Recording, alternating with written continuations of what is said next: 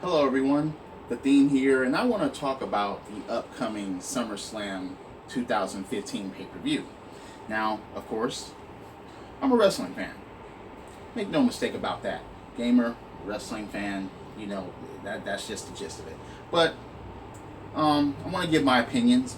That's going to be happening on the show as far as who's going to win and how the matches are going to play out, or if the matches or the people in them have any meaning to them.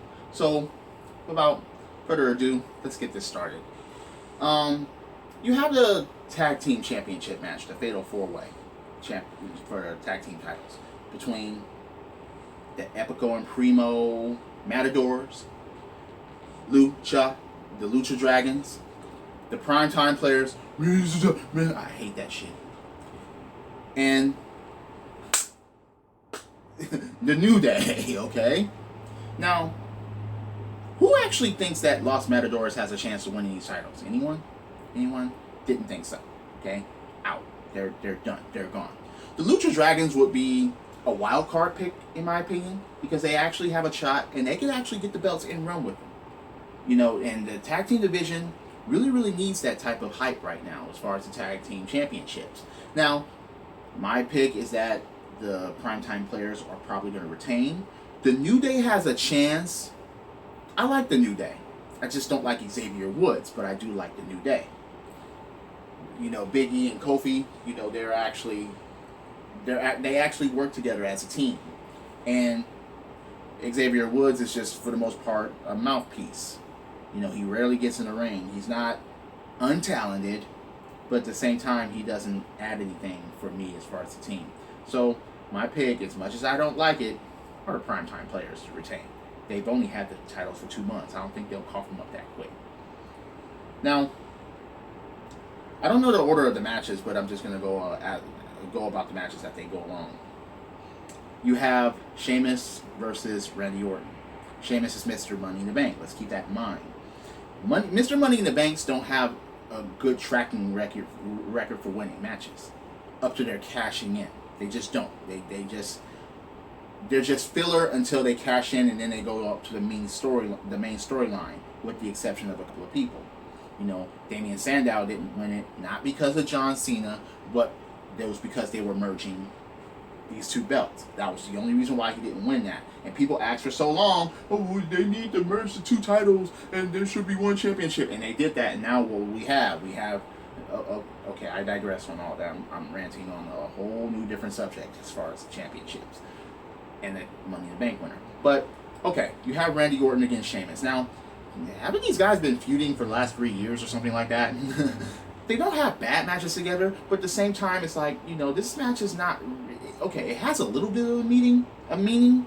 Randy Orton almost won a championship, and then you have Sheamus almost cashing in, and they cost each other. So that has a little bit of a grudge to it, and a little bit of a meaning. These guys don't put on bad matches against each other, but I just think that since it's a 4-hour SummerSlam, they're just going to throw these two together and just get a little winner out of it, which is probably going to be an RKO out of nowhere. Yes, Randy Orton is going to do the whole Bill Cosby dance and hit that arcade blowjob out of nowhere and win the match. That's just my opinion. I don't like it. I don't like Randy Orton, but he just makes sense to win that SummerSlam here. You have Dolph Ziggler, the returning Dolph Ziggler, versus Rusev. Now, Rusev has only been pinned by 2 people, and that's John Cena and Roman Reigns. I don't see Dolph Ziggler winning this match. I just don't. Yes, he just returned. Yes, he has Lana by his side. Yes, all that. But I just don't see Dolph Ziggler doing that. I just don't. I don't see him tapping out either. Maybe he'll pass out to the Accolade. Who knows? But I just don't see him winning championship. I just don't see him beating Rusev. I just don't. That's just me. And even no matter who wins or who loses, that feud is going to still go because of Rusev and Lana. That's just the inevitability about it. That's just the reality. In my opinion, that's just the way it's going to go. No matter who wins or who loses, that's just going to continue. So, moving on. Then you have Bray Wyatt, Luke Harper against Roman Reigns and Dean Ambrose. There are a lot of possibilities for this. This could be a great match if everything pans out correctly. And you have a lot of beef up. You have a lot of hype up to it. These people have been feuding for a while now. Even before this tag team match, yes, it was the Wyatts versus the Shield. I hope that Eric Rowan comes back. It will add a little bit more element to it because the Wyatt family will truly reunite, and then you'll have Roman Reigns and Dean Ambrose look for a potential third partner, which in my opinion probably would be Sting, but I predict the Wyatts. I really would like the Wyatts to win. Many people would love it if one of Dean Ambrose or Roman Reigns will turn heel, but I don't see that happening for no fucking goddamn reason. It wouldn't make any sense to me. If it would happen, it would be interesting, but it just wouldn't make sense. But my pick is the Wyatts to come out on top somehow. That's just my pick. Okay. The Divas Revolution. Now, let me make something absolutely clear here. This match has no meaning to it. It just doesn't. Why? Because that butterfly belt isn't on the line. So, I cannot give a fuck any less about the match. I just don't see, there's nothing to hype it. There's no point. There's no purpose. This is just filler. This is just a bathroom break.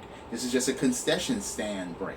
This is to take your kid and buy a hot dog or Daddy, I want a championship belt, and then you give him a replica or you give him a foam belt. That's just the way the Divas matches always are to me on Raw, SmackDown, and on pay-per-views, unless that bullshit belt is on the line. And no, I will never get that fucking butterfly belt. Don't even ask.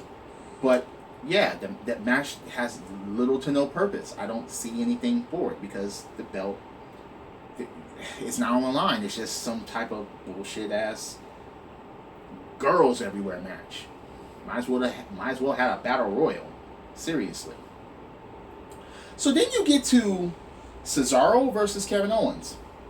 This has the potential to be the match of the night. It does. As long as Owens doesn't run Owens run, track me Owens track me, bitch Owens bitch. As long as he doesn't do that, actually stay in the ring, actually wrestle, and actually put on a good match, it doesn't matter who wins this for me. Cesaro. I predict down the line very soon that they're going to do something very big with Cesaro involving World Championship status. It could be the Royal Rumble. You have the Cesaro section. You have everybody's been wanting this for years, and now you're finally seeing him come out on his own, delivering promos and doing what he does best in the ring. I hope that these two put on a great match. I don't see the sharpshooter and Owens tapping out. I don't see that.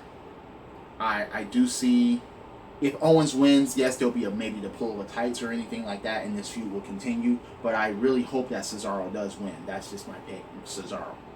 That's just, I hope that he does win on that. So, okay. The Intercontinental Championship match. This is my most favorite belt ever. I think it's the most beautiful belt ever. If you don't think so, oh well, that's just my opinion. There should be only two people in this match. The Big Show and Ryback. That's it. The Miz, the Jizz, has no point or purpose in this match. Number one, because he can't fucking wrestle worth a lick. Okay? He should have never ever gotten this belt. He should have never got one of these. None of them. He especially shouldn't have got this. He shouldn't have got any of these fucking titles. This is a rant within itself, and I will do that. But for now, I hope to God that Ryback retains. Okay? We need an Intercontinental Champion. Regardless if any one of you don't give a fuck about Ryback, if you want the Miz, the Jizzard, if you're one of those Jizzards out there, fuck you, alright? Middle fingers, middle toes to you. The Jizz, the Miz, whatever. He should not be in this match. He better not fucking win this match. It just should not fucking happen. Ryback, I hope you retain. You better retain. Big Show, I will at least accept, but not the Jizz. Moving on. So you get to... Okay. Now, John Cena versus Seth Rollins.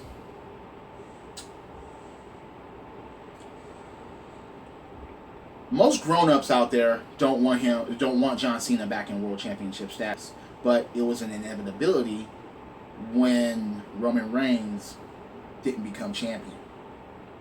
It just was. There had to be another fucking pick. No one else is taking the title from Rollins, and you want to know why? Because they were hyping up this Cena stuff. They just were. It was just the way that it is. It's just the way that it is. He's the fucking face of the company still. If he ties Ric Flair's record, personally, I don't hate John Cena, don't like him, I'm indifferent with him. I'm gonna just make that clear. He ties Ric Flair's record, it's not really gonna matter to me. Ric Flair, regardless of what you say about him as far as his wrestling skill or whatever, he wasn't really that big with me. He has a legacy, yes, but he wasn't that big with me, and I'm not really one of his hardcore fans, so his record really doesn't fucking matter. But at the same token, I do understand there are a lot of grown-ups out there that get pissy when they hear the word John Cena wins, or John Cena is champion, or anything like that.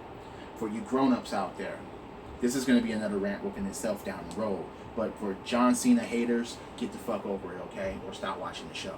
As long as you're pay attention to the show, tuning in, paying your $9.99, going to the show, you're basically paying him, you're paying his salary, you're paying WWE, you're not doing anything by any cause, by voicing your opinion or Twittering or Facebook's posts. They don't fucking care. They care about money. The purposes of a company is to make money, a profit, or to break even, and WWE seems to be doing that, and everything's fine. John Cena is their man. He does all these Make-A-Wish Foundation, all of that. He's just the face of the company, okay? That's just the way it is. And all of you that may be watching this that hate John Cena already fucking know that. So stop with the bullshit and put your fucking foot down like a real man and just cut cold turkey until they change all of that.